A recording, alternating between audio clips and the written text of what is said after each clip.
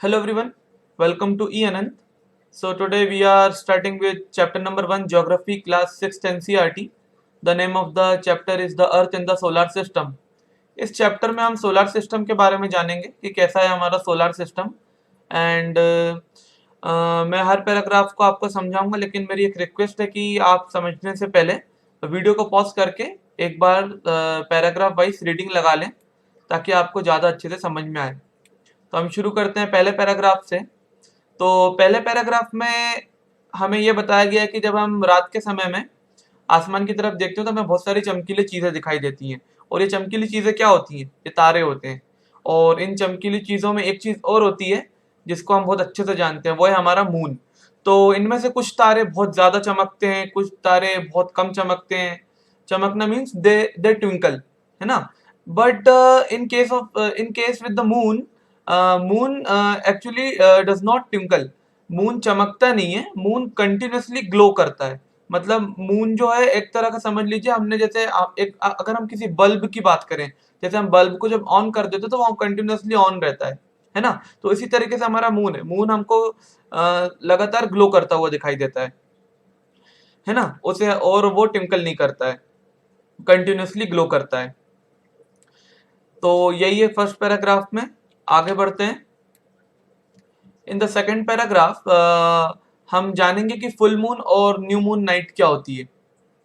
तो हमको पता है कि जैसे महीने में जो 30-31 हमारे पास जो जितने भी दिन होते हैं, तो जो मून होता है, जब हम रात में मून की तरफ देखते हैं तो हर दिन जो मून का शेप और साइज होता है वो डिफरेंट होता है। लेकिन एक रात ऐसी आती है हर महीने में जिस दिन हमें मून पूरा फुल शेप में दिखता है और फुल साइज में दिखता है, और इस रात को हम कहते हैं फुल मून नाइट। और फुल मून नाइट को हम पूर्णिमा के नाम से भी जानते हैं। और जस्ट आफ्टर द पूर्णिमा और just after the full moon night we have a new moon night. New moon night को हम अमावस्या के रूप में भी जानते हैं। एक्चुअली न्यू मून नाइट या अमावस्या वाली रात में हमको चांद दिखाई नहीं देता है, और इसके अगले दिन से वापस से चांद अपने कंप्लीट शेप में आना शुरू करता है, और फिर कुछ दिनों के बाद चांद अपने फुल मून में आता है, फिर से पूर्णिमा आती है। तो ये साइकिल रिपीट होती रहती है। सो इस पैराग्राफ में हमको फुल मून नाइट, जिसको पूर्णिमा भी कहते हैं, इसके बारे में पता चला, और न्यू मून नाइट जिसको अमावस्या भी कहते हैं, इसके बारे में पता चला। आगे बढ़ते हैं सेकंड पैराग्राफ की तरफ। इस पैराग्राफ में हम जानेंगे कि सेलेस्टियल बॉडीज क्या होती हैं। सो सेलेस्टियल बॉडीज क्या होती हैं? The sun, the moon and the stars, all these things are celestial bodies. मतलब जो भी चीज हमारे हमारे यूनिवर्स में, जो भी चीज बाहर है, हमारी अर्थ के बाहर जो भी चीज है स्पेस में, वो सब एक्चुअली में सेलेस्टियल बॉडीज हैं। हमारा सन सेलेस्टियल बॉडी, हमारा मून सेलेस्टियल बॉडी है, और सारे स्टार सेलेस्टियल बॉडीज हैं। और इनमें से कुछ सेलेस्टियल बॉडीज बहुत ही बड़ी होती हैं और बहुत गर्म होती हैं। फॉर एग्जाम्पल आवर सन, जो कि बहुत बड़ा है और बहुत गर्म है। और जो हमारा सन है वो एक ऐसी सेलेस्टियल बॉडी है जो अपनी खुद की लाइट जनरेट करता है और अपनी खुद की हीट जनरेट करता है। इसलिए सन को क्या बोला गया है? एक स्टार बोला गया है। This means that every celestial body जो अपनी खुद की हीट जनरेट कर सके और जो अपनी खुद की लाइट जनरेट कर सके, उसको हम स्टार बोलते हैं। तो सन इज ऑल्सो अ स्टार। और जैसे कि हम देखते हैं कि आसमान में हमको रात के समय में बहुत सारे स्टार्स दिखते हैं, लेकिन हमको उनकी हीट महसूस नहीं हो पाती और उनकी उतनी ज्यादा लाइट भी नहीं दिखती। But the reason is that because वो हमारी अर्थ से बहुत ज्यादा डिस्टेंस पे है, बहुत ज्यादा दूर है, तो हमको कुछ महसूस नहीं होता कि वो कितने गर्म है। बट एक्चुअली में जितने भी स्टार्स है वो अपने आप में ही सन की तरह ही होते हैं। So many stars but very far away from earth, so we cannot feel heat and light.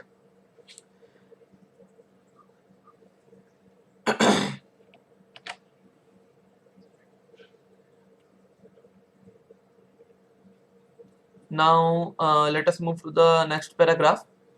In this paragraph we will know about constellations. So what are constellations? So constellation are nothing but pattern of stars, मतलब तारों का एक समूह, मतलब तारों का एक pattern होता है। ठीक है।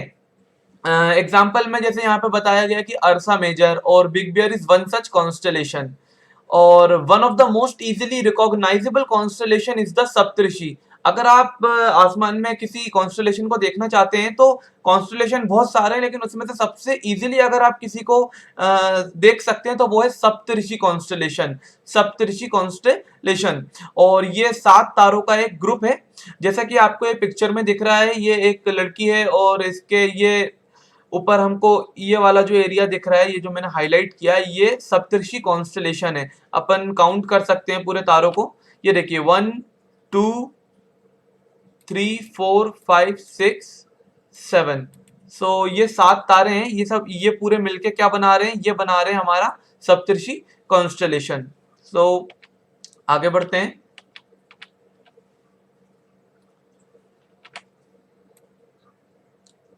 इस पैराग्राफ में हम जानेंगे पोल स्टार के बारे में। पोल स्टार, तो पोल स्टार को नॉर्थ स्टार भी बोला गया है। और पुराने समय में क्या होता था, जैसे लोगों के पास कंपास तो होता नहीं था, तो वो डायरेक्शन को पता करने के लिए रात के समय में आसमान को देखते थे और वो कोशिश करते थे कि उनको पोल स्टार दिखाई दे जाए, पोल स्टार या फिर नॉर्थ स्टार। एक्चुअली में जो पोल स्टार है, इसकी जो पोजीशन है, उससे हम ये बता सकते हैं कि नॉर्थ डायरेक्शन किधर है। और इस पोल स्टार को अगर आप देखना चाहते हैं रात में, तो आप सप्तऋषि कॉन्स्टलेशन को फाइंड कर लीजिए। सप्तऋषि कॉन्स्टलेशन को फाइंड करने के बाद आप पोल स्टार इजीली देख सकते हैं। जैसे कि इस पिक्चर में ये नॉर्थ स्टार जो यहाँ पे शो हो रहा है, इसी को पोल स्टार भी कहते हैं। इसको देखने के लिए, जैसे ये जो लड़की इस पिक्चर में हमको दिखाई दे रही है, इसने सबसे पहले किसको ढूंढा, इसने सबसे पहले ढूंढा सप्तऋषि कॉन्स्टलेशन को।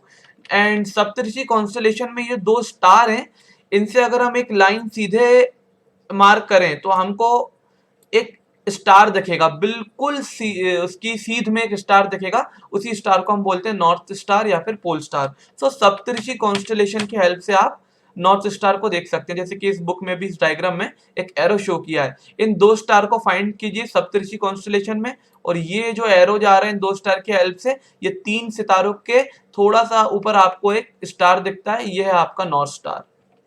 इसको हम बोलते हैं पोल स्टार। एंशिएंट टाइम में लोग इसकी मदद से डायरेक्शन का पता लगाया करते थे। चलिए आगे बढ़ते हैं। नेक्स्ट पैराग्राफ में हम जानेंगे प्लैनेट्स के बारे में कि प्लैनेट्स होते क्या हैं। So planets are actually also type of celestial body. Planets भी क्या होती हैं, सेलेस्टियल बॉडी हैं। लेकिन एक इंपॉर्टेंट चीज जो यहाँ नोट करनी है वो ये है कि जैसे कि जो प्लैनेट्स होते हैं, इनकी खुद की हीट नहीं होती है और इनकी खुद की लाइट नहीं होती है। फॉर एग्जाम्पल अगर हम सन की बात करें, sun is also a celestial body, but sun की खुद की लाइट है, खुद की हीट है। और इसी तरह जितने भी स्टार्स हैं उनकी भी खुद की लाइट और खुद की हीट है ना। But in case of planet they do not have their own light and heat source, okay. But लेकिन जो प्लैनेट्स होते हैं वो भी हमको दिखाई देते हैं। जैसे कि हमने देखा है जो मार्स प्लैनेट है वो रेड कलर का दिखाई देता है, हमारी अर्थ ब्लू कलर की दिखाई देती है। तो हमने ये कैसे देखा, हमने ये कैसे पता किया? एक्चुअली में जो जो प्लैनेट्स होते हैं ये खुद की रोशनी से तो नहीं ग्लो कर पाते हैं, लेकिन ये एक्चुअली में सन की हेल्प से ही ग्लो करते हैं। मतलब अगर सन होगा तो प्लैनेट्स आपको दिख सकते हैं, अगर सन नहीं होगा तो प्लैनेट्स आपको नहीं दिखेंगे। और जैसे कि हमारी अर्थ की हम बात करें तो हमारी अर्थ भी क्या है, एक प्लैनेट है, ठीक है। और प्लैनेट जो वर्ड है ये ग्रीक वर्ड है एक प्लेंटाई नाम का एक ग्रीक वर्ड है, प्लेंटाई, जिसका मतलब होता है वंडरर्स। वंडरर्स मतलब जो घूमते रहते हैं। तो जैसा कि हम जानते हैं कि जो प्लैनेट्स हैं वो अपनी जगह पे नहीं रहते हैं। जैसे कि जितने भी प्लैनेट्स हैं, जैसे कि हमारी अर्थ है, ये सन के चारों ओर मूव करती है, सन के चारों ओर चक्कर लगाती है। मतलब सन तो कहीं नहीं घूमता, सन तो अपनी पोजीशन पे वहीं पे है। लेकिन जितने भी 8 प्लैनेट्स हैं हमारे सोलर सिस्टम में, वो सभी सन का चक्कर लगाते हैं। That is why planet is also called as wanderers. Okay, आगे बढ़ते हैं। अच्छा, जिस तरीके से प्लैनेट सन का चक्कर लगाते हैं, उसी तरीके से प्लैनेट्स का भी कोई चक्कर लगाता है। जैसे अगर हम हमारे प्लैनेट अर्थ की बात करें तो हमारी अर्थ का चक्कर लगाता है मून। सो जो भी चीज किसी प्लैनेट के आसपास घूमे या प्लैनेट के आसपास रिवॉल्व करे, उसको हम लोग बोलते हैं satellite. So moon is actually a satellite. ये यहाँ पे लिखा हुआ है, the moon that we see in the sky is a satellite. It is a companion of our earth. It is a companion of our earth and moves around it. अर्थ के चारों ओर ये घूमता है। Like our earth, there are 7 other planets that get heat and light from the sun. Some of them have their moons too. जैसे हमारी earth का एक ही moon है। कौन है हमारी अर्थ का मून? सॉरी, हमारी अर्थ का एक ही सैटेलाइट है और उस सैटेलाइट का नाम क्या है? वो हमारा है मून। तो ऐसे ही बहुत सारे मून हो रहे हैं अलग अलग प्लैनेट्स के। अब आगे बढ़ते हैं, जानेंगे सोलर सिस्टम के बारे में।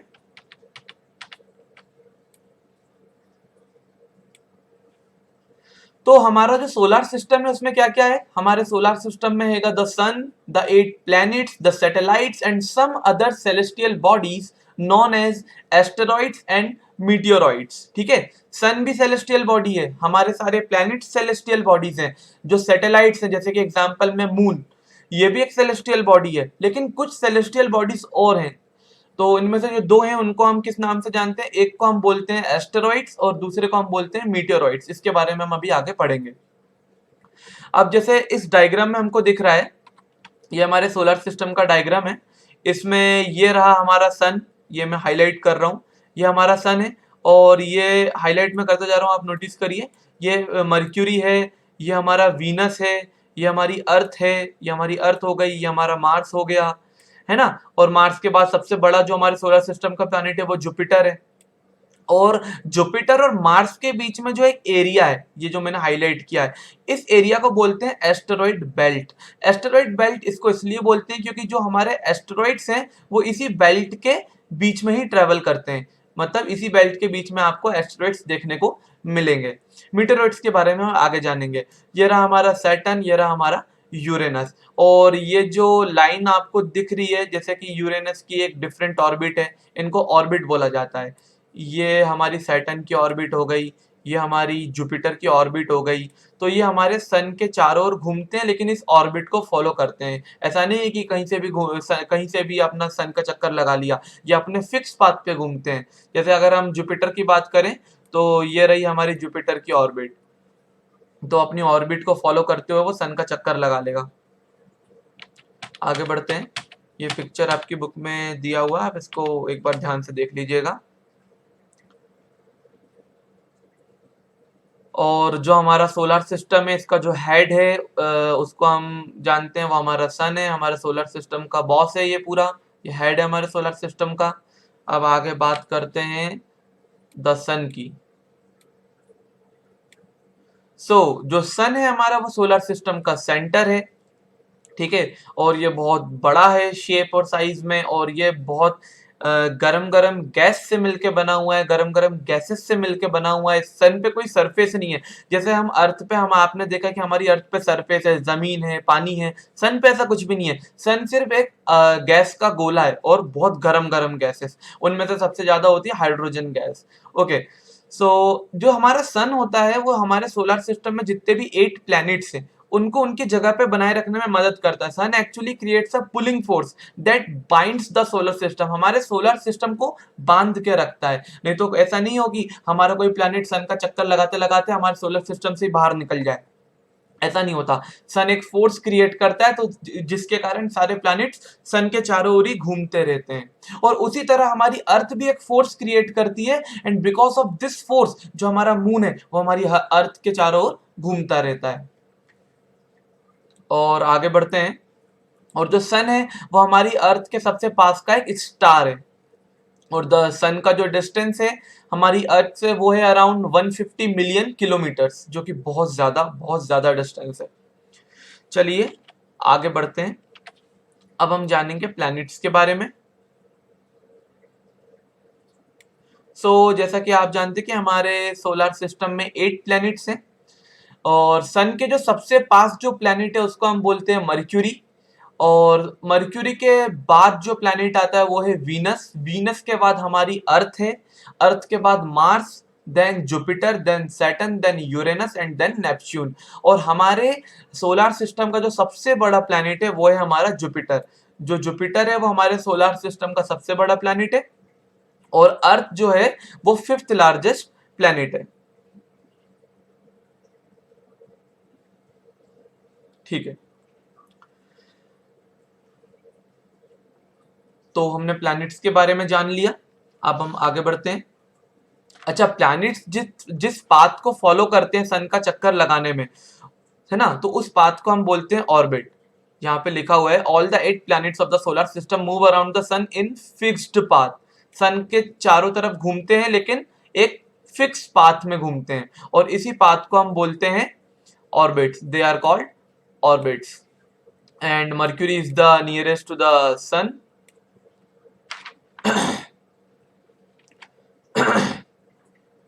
Mercury is nearest to the sun, and Venus is considered as the Earth's twin. मतलब जो वीनस है वो अर्थ का एक तरह का जुड़वा भाई है। कारण उसका ये है कि जो वीनस जो हमारा प्लैनेट है, जो हमारा सेकंड नंबर का प्लैनेट है, ये अर्थ के शेप से काफी सिमिलर है और साइज से भी काफी सिमिलर है। सेम तो नहीं लेकिन काफी सिमिलर है। और एक प्लैनेट और हुआ करता था जिसको हम प्लूटो के नाम से जानते थे, बट अगस्त 2006 में इंटरनेशनल एस्ट्रोनॉमिकल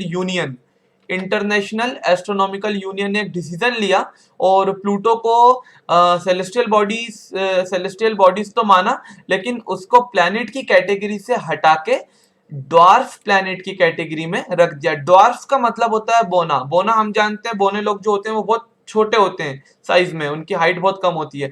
तो प्लैनेट में इसको डॉर्फ प्लैनेट्स इसलिए बोल रहे हैं क्योंकि इसका जो शेप है, इसका जो शेप और साइज है वो हमारे बाकी जो 8 प्लैनेट्स हैं उनसे बहुत ज्यादा छोटा था। तो प्लैनेट्स की कैटेगरी में उसको रखना सही नहीं लगा, इसलिए उसको डॉर्फ प्लैनेट की कैटेगरी में डाला। और इसलिए अब हमारे सोलर सिस्टम में सिर्फ 8 प्लैनेट्स हैं। आगे बढ़ते हैं, अब हम देखेंगे हमारी अर्थ के बारे में। हमारी जो अर्थ है ये थर्ड नियरेस्ट प्लैनेट है सन के पास। मतलब सन के बाद सबसे पास का प्लैनेट है Mercury, then we have Venus, and at the third position we have our earth, our own planet. ठीक है, तो अर्थ क्या है? Third nearest planet to sun हो गया, और इसका जो साइज है वो फिफ्थ लार्जेस्ट साइज है। अच्छा, अर्थ का जो शेप है ये एक्चुअली में स्फीयर नहीं है, ये एक्चुअली में जियोइड है। And the reason is that जो हमारी अर्थ है उसके दो पोल है, एक नॉर्थ पोल है और एक साउथ पोल है। तो ये अपने पोल से थोड़ा सा क्या है, फ्लैट है। फ्लैट होने के कारण नॉर्थ पोल पे भी थोड़ा सा फ्लैट है, साउथ पोल में भी थोड़ा सा फ्लैट है, और फ्लैट है इसलिए इसको बोला गया है geoid. Geoid means an earth like shape. और हमारी जो अर्थ है इस पे ही हमको लाइफ देखने को मिलती है। हमारे 8 प्लैनेट्स में कहीं पे भी लाइफ नहीं है। लाइफ इसलिए नहीं है क्योंकि हमारे जो 8 प्लैनेट्स हैं उनमें से हमारी अर्थ पे ही लाइफ देखने को मिलती है, because there is oxygen in our planet, there is water in our planet. But बाकी प्लैनेट्स में ना तो हमको ऑक्सीजन मिलेगा ना तो हमको वाटर मिलेगा। हमारा अर्थ अपने आप में एक बहुत यूनिक प्लैनेट है। और एक बहुत अच्छी चीज हमारी अर्थ के बारे में ये है कि इसको हम ब्लू प्लैनेट के नाम से भी जानते हैं। Our earth is called a blue planet because हमारी अर्थ का जो 2/3 सरफेस है, 2/3 मीन्स अगर हम हमारी अर्थ के 3 हिस्से करें तो 3 हिस्सों में से जो 2 हिस्सा है वो पूरा का पूरा पानी से भरा हुआ है और सिर्फ एक हिस्से पे जमीन है। तो इसलिए हमारे हमारे अर्थ को बोलते हैं ब्लू प्लैनेट, और इसी कारण हमारी अर्थ जो है वो ब्लू दिखाई देती है। अब हम मून के बारे में देखते हैं। ये जो मून है ये एक्चुअली में एक सैटेलाइट है। सैटेलाइट क्यों? क्योंकि ये एक प्लैनेट है जिसका नाम है अर्थ, और ये जो मून है ये हमारी अर्थ का चक्कर लगाता है, उसके चारों ओर घूमता है। तो जो भी चीज किसी प्लैनेट के चारों दिशाओं में घूमे उस चीज को हम बोलते हैं satellite. Moon is a satellite. और ये हमारी अर्थ से बहुत ही ज्यादा पास है इसलिए हमें बहुत बड़ा दिखाई देता है। और ये भी अपने आप में एक सेलेस्टियल बॉडी है क्योंकि हमारी अर्थ के बाहर है, हमारे स्पेस में रहने वाली हर चीज को हम क्या बोलते हैं? सेलेस्टियल बॉडी बोलते हैं। और जो हमारा मून है इसका जो डिस्टेंस है हमारी अर्थ से वो है अराउंड 3,84,400 किलोमीटर, जो कि बहुत दूर है, लेकिन इससे भी ज्यादा दूर है हमारा सन। और जो हमारा मून है वो हमारी अर्थ का एक कंप्लीट रिवॉल्यूशन कंप्लीट करने के लिए लगाता है 27 डेज, और अपने एक्सिस पे ही जो मून है वो अपनी एक्सिस पे ही घूमने में लगाता है 27 डेज। इसलिए क्या होता है, जो हमारे को जब मून दिखाई देता है तो हम सिर्फ मून का एक ही साइड देख पाते हैं। मतलब हम जब रात के समय में जो मून देखते हैं वो सिर्फ एक ही सरफेस हमको दिखता है, मून के पीछे वाला सरफेस हम कभी नहीं देख पाते, क्योंकि मून ऐसा सिंक्रोनाइज है हमारी अर्थ के साथ, ऐसे रोटेट करता है कि हमको उसके पीछे वाला सरफेस कभी दिख ही नहीं पाता है। चलिए, यहाँ पे इस डायग्राम में हमको दिख रहा है कि ह्यूमन मेड सैटेलाइट भी होते हैं। ह्यूमन मेड सैटेलाइट मीन्स जो सैटेलाइट जैसे जैसे नासा हुआ, जैसे हमारा इसरो हो गया, तो जब ये सैटेलाइट लॉन्च करता है तो ये हमारी अर्थ का चक्कर लगाने लगता है सैटेलाइट ऊपर जाके। ठीक है, तो जैसे कि हमने सीखा है कि जो भी चीज किसी प्लैनेट या जैसे हमारी अर्थ का चक्कर लगाएगी वो सैटेलाइट है, लेकिन जो सैटेलाइट हमने भेजा है वो ह्यूमन मेड सैटेलाइट है या फिर मैन मेड सैटेलाइट है। But the moon is a natural satellite, क्योंकि मून हमने तो बनाया नहीं है, मून तो बहुत पहले से ही हमारे स्पेस में प्रेजेंट है, हमारी अर्थ का चक्कर लगा रहा है। तो दो तरह के सैटेलाइट होते हैं, human made satellite and we have natural satellite. Human made satellite में बहुत सारे सैटेलाइट जो नासा हो गया, इसरो हो गया, ऐसी एजेंसीज, स्पेस एजेंसीज हर ईयर लॉन्च करती जाती हैं। अब आगे बढ़ते हैं। अब हम जानेंगे एस्टेरॉइड्स के बारे में। तो जैसा कि मैंने अभी आपको बताया था, मैं आपको फिर से शो कर देता हूं। ये यहाँ पे जो डायग्राम है इसमें जुपिटर जुपिटर और मार्स के बीच में जो एक एरिया है, ये जो मैं हाईलाइट कर रहा हूं, इस एरिया को हमने बोला है एस्टेरॉइड बेल्ट। मतलब जितने भी एस्टेरॉइड होंगे वो सिर्फ इस एरिया में आपको देखने को मिलेंगे, इनके अलावा कहीं नहीं मिलेंगे। ठीक है, तो एस्टेरॉइड बेल्ट जुपिटर और मार्स के बीच में एक पूरा बेल्ट है जिसमें एस्टेरॉइड्स आपको देखने को मिलेंगे। वापस आते हैं टॉपिक पे। तो एस्टेरॉइड्स हम पढ़ रहे हैं। तो स्टार्स की तरह और प्लैनेट्स की तरह और सैटेलाइट्स की तरह कुछ और टाइनी बॉडीज होती हैं, और छोटी छोटी बॉडीज होती हैं, और इन बॉडीज को हम कहते हैं asteroid.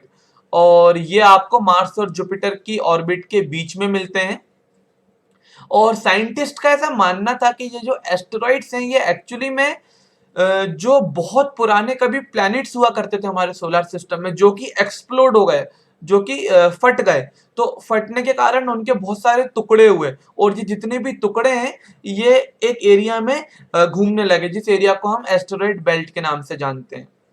So asteroids are nothing but the remains of the very very very old planets that had exploded. चलिए आगे बढ़ते हैं।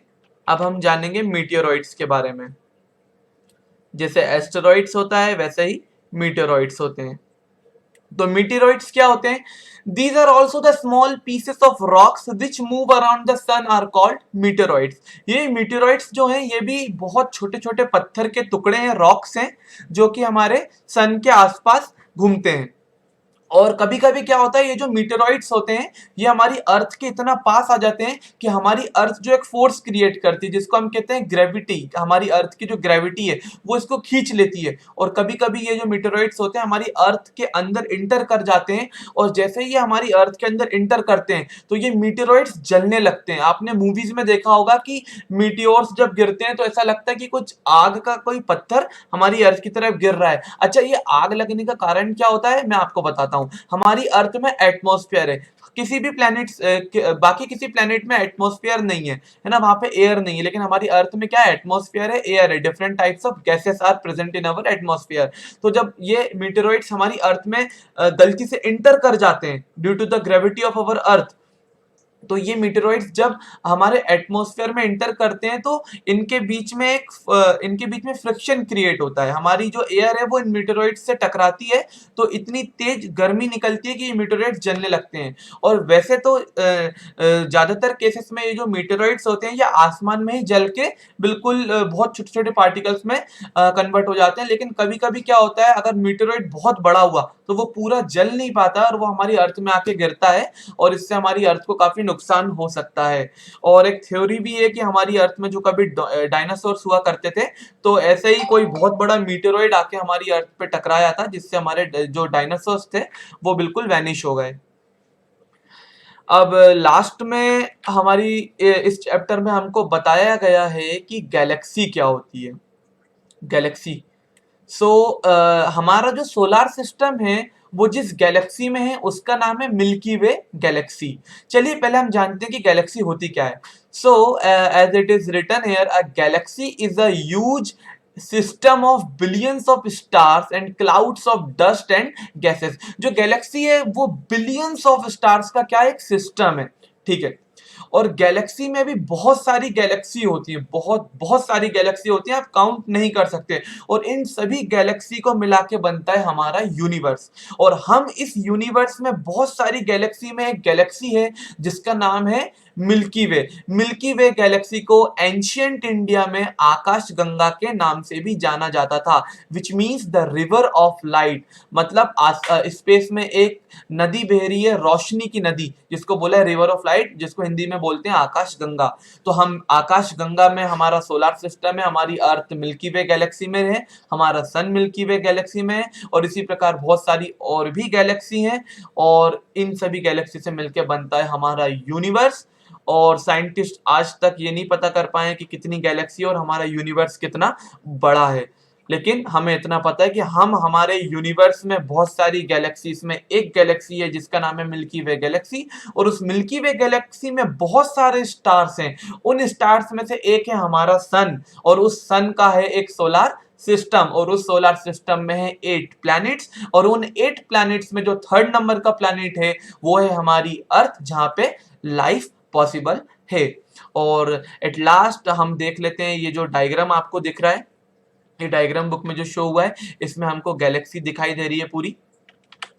इसमें आपको ये जो व्हाइट व्हाइट ब्रॉड बैंड की तरह पूरा ऐसा दिखाई दे रहा है, ये जो व्हाइट एरिया आपको दिखाई दे रहा है इसमें, ये आपकी मिल्की वे गैलेक्सी है। और अगर आपको कभी मिल्की वे गैलेक्सी को नोटिस करना है, तो अब तो हम लोग शहरों में रहते हैं तो हमको गैलेक्सी ऐसे तो नहीं दिख सकती, मतलब हमको मिल्की वे तो ऐसे नहीं दिख सकती। लेकिन आप मान लीजिए बहुत दूर किसी गांव में जहाँ लाइट नहीं है, अगर आप रात के समय में आसमान की तरफ देखेंगे, बिकॉज वहां पे कोई लाइट ही नहीं है, तो आपको आसमान देखने में बहुत क्लियर दिखेगा, और आपको आसमान में एक ऐसा व्हाइटिश स्पॉट की तरह दिखेगा। यही है हमारी milky way Galaxy. So this is all about the first chapter, class 6 geography, chapter number 1, the earth in the solar system. I hope आपको ये लेक्चर समझ में आया होगा। So thank you.